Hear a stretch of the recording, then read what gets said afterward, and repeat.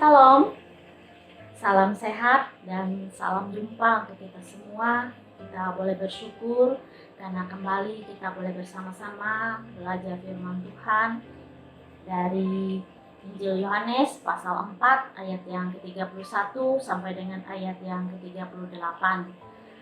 Baik, kita bersama-sama memohon pimpinan Roh Kudus, kita satu hati, kita berdoa.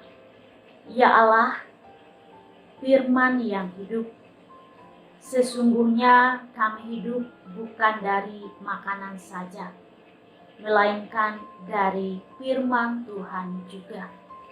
Saat ini kami percaya bahwa kuasa Roh Kudus-Mu mengurapi kami, sehingga kami boleh mengerti dan memahami firman-Mu dan melakukannya di dalam kehidupan kami.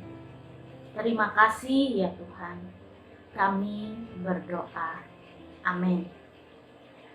Bapak, Ibu, saudara-saudari yang kekasih di dalam Tuhan kita Yesus Kristus, kita boleh bersama-sama membaca firman Tuhan dari Yohanes 4 ayat yang ke-31 sampai dengan ayat yang ke-38 di tempat kita masing-masing. Saya memberi tema untuk kita dalam naskah renungan pada saat ini, yaitu waktu menuai telah tiba. Semua orang memerlukan makanan.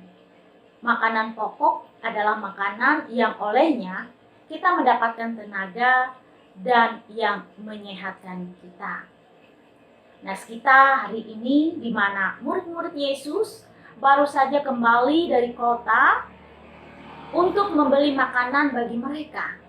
Murid-muridnya mengajak Yesus untuk makan, sebab mereka berpikir bahwa memang sudah waktunya untuk makan dan perut mereka sudah merasa sangat lapar.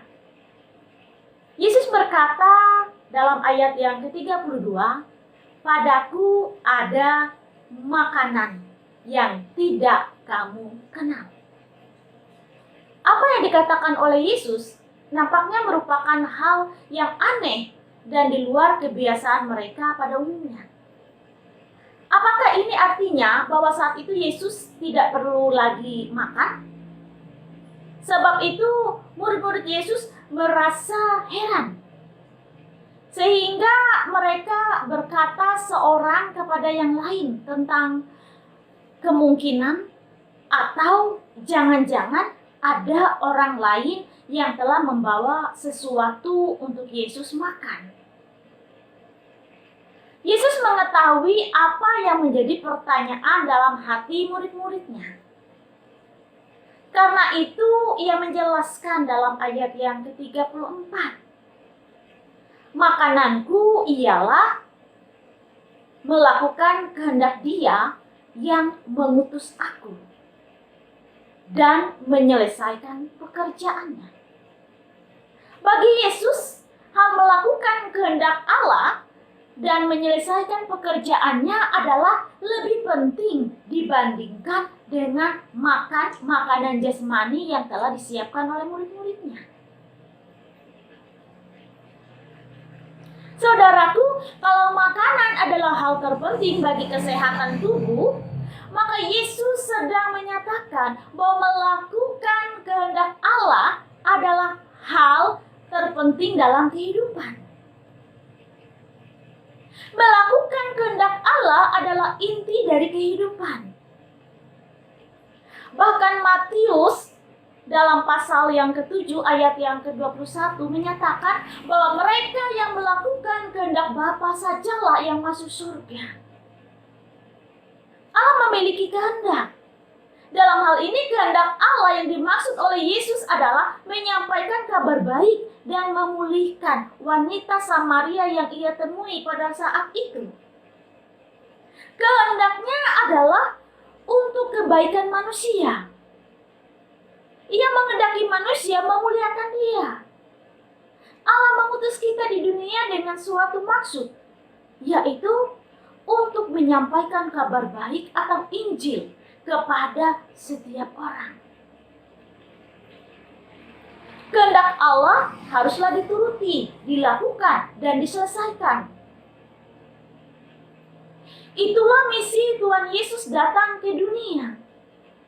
Kita yang adalah anak-anaknya, kita juga harus melakukan kehendak Bapa di sorga. Karena inilah tanda dari anak-anak yang taat kepada Bapanya. Mereka menuruti kehendaknya.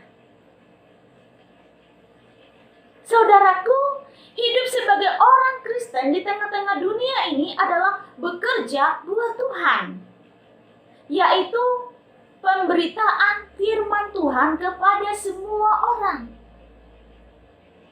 Sepanjang kita hidup, maka selama itu kita akan menuai dan akan menerima upahnya untuk hidup kekal. Panggilan untuk menuai adalah kepada setiap orang yang telah percaya. Kita semua mempunyai tugas pemberitaan Injil untuk mengumpulkan buahnya untuk hidup yang kekal. Sudah sejauh mana aktivitas kehidupan kita ini kita pakai untuk proses menuai? Jika kita makan makanan jasmani setiap hari, apakah kita telah melakukan pekerjaan menuai ataupun melakukan kehendak Bapa lebih dari itu? Biar apapun aktivitas kehidupan kita sehari-hari, itu kita gunakan semuanya untuk pekerjaan menuai. Kita melakukan pekerjaan kita sesuai dengan kehendak Bapa. Sehingga pekerjaan yang kita tekuni dalam keseharian kita, jangan kita meremehkan atau kita rendahkan hanya sekedar dalam konteks mencari nafkah kita, kehidupan kita sehari-hari. Bukan sekedar mencari keuntungan diri sendiri atau memenuhi kebutuhan jasmani kita saja. Namun lebih dari itu, bahwa kita bekerja untuk Tuhan, bekerja untuk memenuhi kehendak Allah Bapa yang di surga. Saya mengutip dalam 1 Korintus 10 ayat yang ke-13. Rasul Paulus menegaskan, jika engkau makan atau jika engkau minum atau jika engkau melakukan sesuatu yang lain, lakukanlah semuanya itu untuk kemuliaan Allah. Saudaraku yang kekasih, waktu penuaian Tuhan telah tiba. Yesus telah mengatakan tentang hal itu. Mari kita mengambil bagian dan mempersiapkan diri kita untuk tuaian yang Tuhan telah sediakan. Jadilah penuai-penuai yang diutus oleh Tuhan yang empunya tuaian itu. Amin untuk firman Tuhan. Mari kita berdoa. Tuhan, kami mengucap syukur dan berterima kasih. Sepanjang kehidupan kami sudah diberkati oleh Tuhan. Karenanya, biarlah hidup kami boleh menjadi berkat bagi sesama kami, dimanapun kami berada, melalui setiap aktivitas keseharian kami.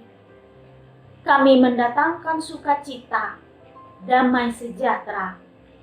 Bapa di sorga, kami tahu bahwa setiap kami adalah anak-anak Tuhan yang diutus di tengah-tengah kehidupan kami.